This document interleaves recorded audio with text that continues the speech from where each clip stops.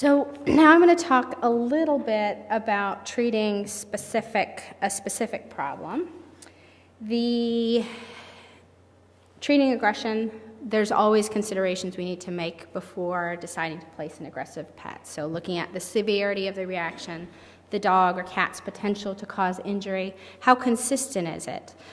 Jackie Boy, who you'll see a video of shortly, has aggression over food. And he was returned to our shelter because of that aggression over food. He was a chunky little guy, Jack Russell. He is a chunky little guy still. And in the previous home, they wanted him to lose weight, but they also wanted to free feed their other dog.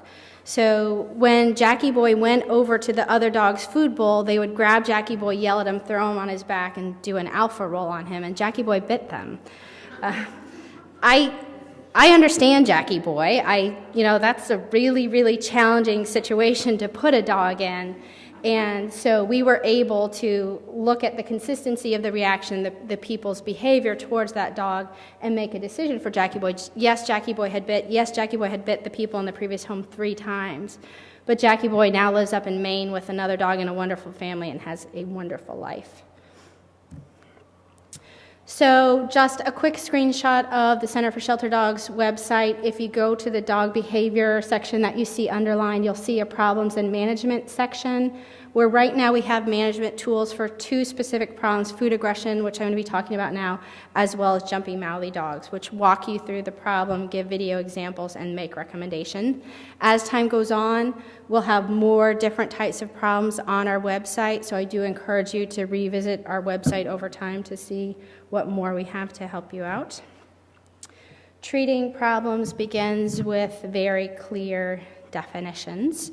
So we define a dog with food aggression as a dog who may behave aggressively when they are approached by a person when they are in possession of a food or food-related item. So that food-related item might be a rawhide, a pig's ear, a bone, a food wrapper. Anything that is related to food, we consider that to be food aggression.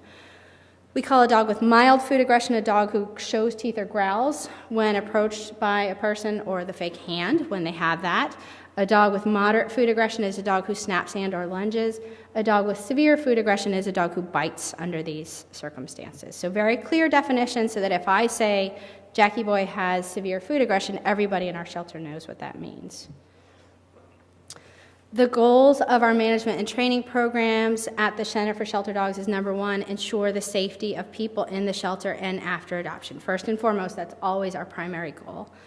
Number 2, we want to teach the dog to respect and defer to people at all times via non-confrontational exercises. So nothing in life is free, say please type program where the dog has to learn to sit for everything that it gets in life instead of being rolled on its back every time it does something wrong. I'd say please and nothing in life is free is one of the things that I have used in practice and with our shelter animals that has probably saved the most lives. That and probably the gentle leader, because I can't tell you how many of my behavior clients spend $400 to come see me, and the thing that they're initially the most happy about is that gentle leader, which allows them to control their dog so that it's not lunging so severely at other dogs out on walks. We also utilize training techniques that reduce the dog's possessiveness of items while maximizing that dog's behavioral health and welfare. So our behavior plan for a dog with food aggression, let me go to another link here so I can show you. So the dog will have a document that hangs on its clipboard where we keep track of everything that is going on with the dog. I'm just going to zoom in a little bit so you can see a little better.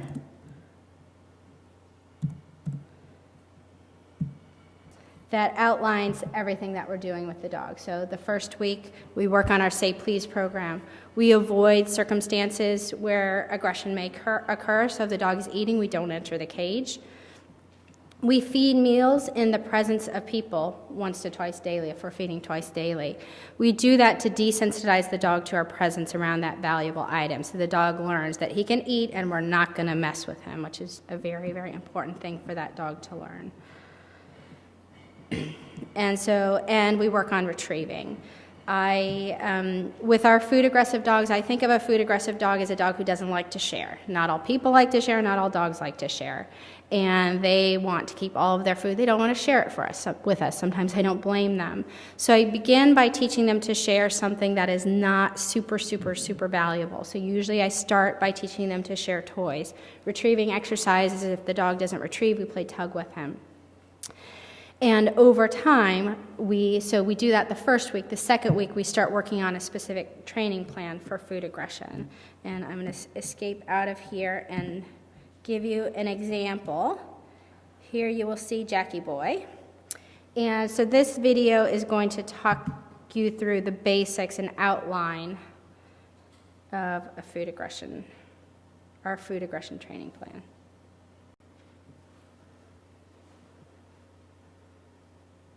So with Jackie Boy, who has moderate to severe food aggression, we start working on something that he is less possessive over. So he was possessive of delicious chew toys like pig's ears as well as food. And so we start working with the delicious chew toy. Once we're successful with that, we start working with food. Initially, we're just teaching him all he has to do is stop chewing, eat your treat, go back to your chew toy. Over time, he learns to leave the toy. We're not approaching him initially. We're not moving towards him at all. He's just learning. Pick up the treat, I get to chew on my toy again. Until he's willing to go far away.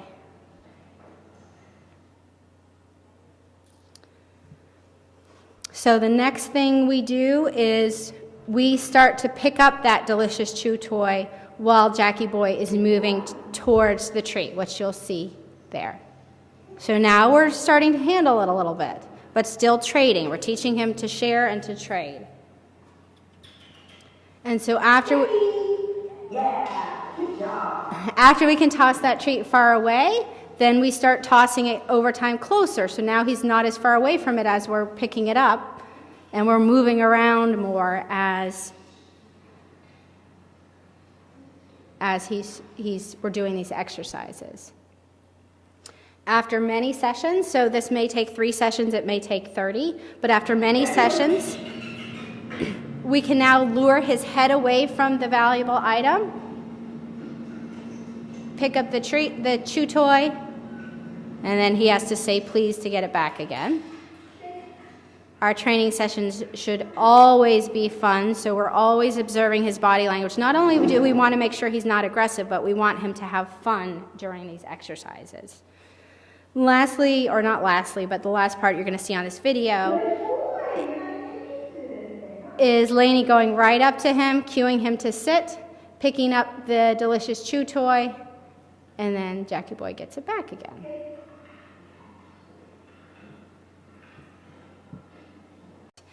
We do reassess dogs with food aggression, repeating their behavioral evaluation over time. It's very, very common that our dogs with food aggression are still do behave aggressively on the behavior evaluation. Why is that true?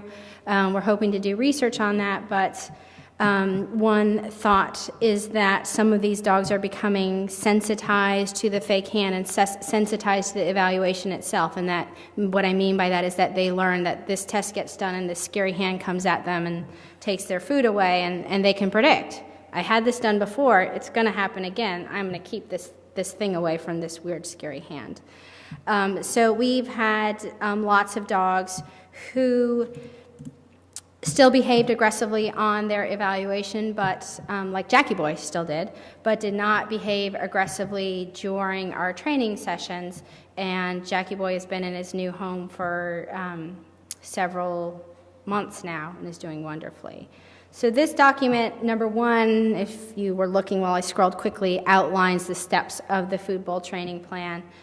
But it also offers the scoring system that we use to score on a daily basis the dog's behavior, so we can be assessing response to our program.